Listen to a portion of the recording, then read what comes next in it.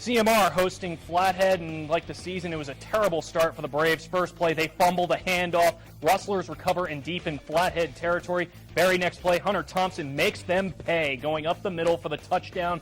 Made it 7-0 Rustlers. And then the next CMR possession, Hunter Thompson has a nose for it, and he's going to find it again. That made it 14-0 CMR. The Braves have finally sustained a long drive, but then Matt Tokarz intercepted by Austin Kinnaman. It would be a nice return by Kinnaman as he gets it out deep out of his own territory and gets it into Flathead territory, as a matter of fact. Second quarter now, and Josh Horner, he's going to find Justin Fennigs for a 30-yard touchdown. That made it 27-0 Rustlers. CMR. Bozeman at Hellgate. This one started out looking like it'd be high scoring off the first play of the game. Connor Linebarger finding Hunter Gatmeyer for the long pass play, but the Hawks would come up empty-handed, partially because the Hellgate defensive line was getting after it on the 4th and 1. Joel Kramer forcing the turnover, and Hellgate stopped the drive. Bozeman's D playing just as well, though. Off the pitch, Will Disley destroys the offensive line to come take down Dane Cowan for a 6-yard loss. And the defenses figured if the offense wasn't going to score, they'd go ahead and do it themselves. Chris Johnson gets the pick, slicing and dicing all the way across the field for the pick six. At halftime, that was a 7-0 game. Bozeman wins this 24-6. Austin Walker and the Bulldogs, after a dominating win last week, want to do the same to Shelby. And Walker, he's going to fake out everyone, literally. There he goes around the right side, 23 yards for the touchdown, made it 6-0 Bulldogs. Ryan Clark is then going to roll right, throw back left. Tim Stump will catch it, but he is leveled by Wyatt Panabecker.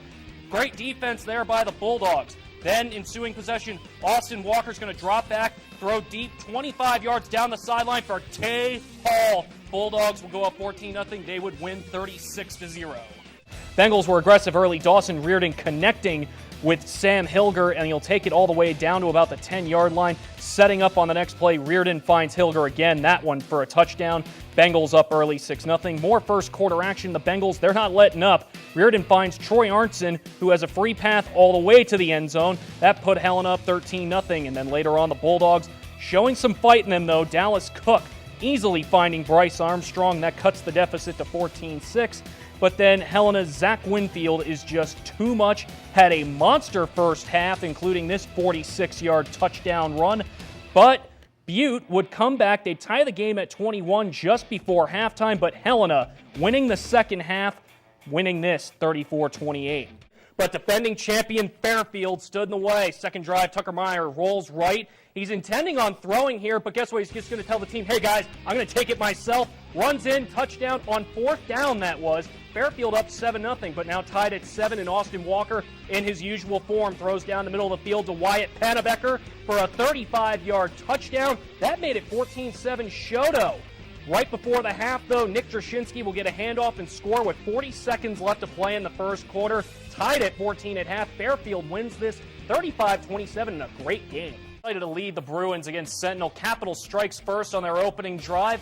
Jacobson hands the ball off to Gunnar Brecky, who finds the hole and runs it in for the 25-yard touchdown, 6-0 Bruins. Sentinel doesn't take long, though, to respond. Trey Cunningham finds Anthony Contonio open on the right side, who breaks a couple of tackles and gets in the end zone. Bruins returning the ball, and 5-7 Collins Bliss go. Slicing through the defense. Spartans finally take him down at the 20-yard line, but the damage is done. He gained about 80 yards on that return. And the very next play, Jacobson and Brecky, they would connect again. He'll run, take the handoff to the end zone, put Capital ahead. They go on to win 41. Big Sky at Sentinel, and we go to the first quarter. Tyler Thorncock on this play.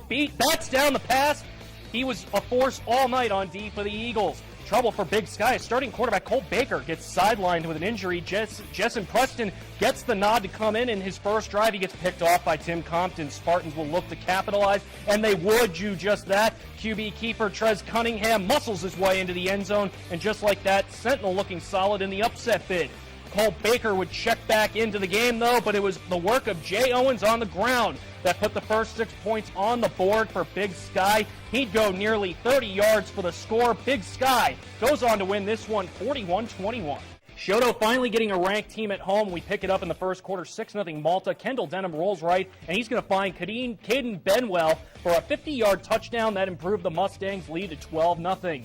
Bedwell now getting it done on special teams, too. He's going to field the punt, and he's going to run left, and then he's going to find the seam, and off to the races he goes. He is finally taken down by Austin Walker after a 40-yard return to the 30-yard line. That sets up Zach Hanley on the misdirection play for 13 yards and a touchdown. Malta went up 19-0. They won this game 28-6. Helena looking to get back to their winning ways this week, playing Sentinel, and their defense came back, looked good early. Spartans quarterback Trez Cunningham is sacked for a loss of 6. Spartan failed to score on their first drive. As for Helena, on the first play of their first drive, Zach Winfield breaks open and will run the ball 58 yards for the touchdown, nearly untouched.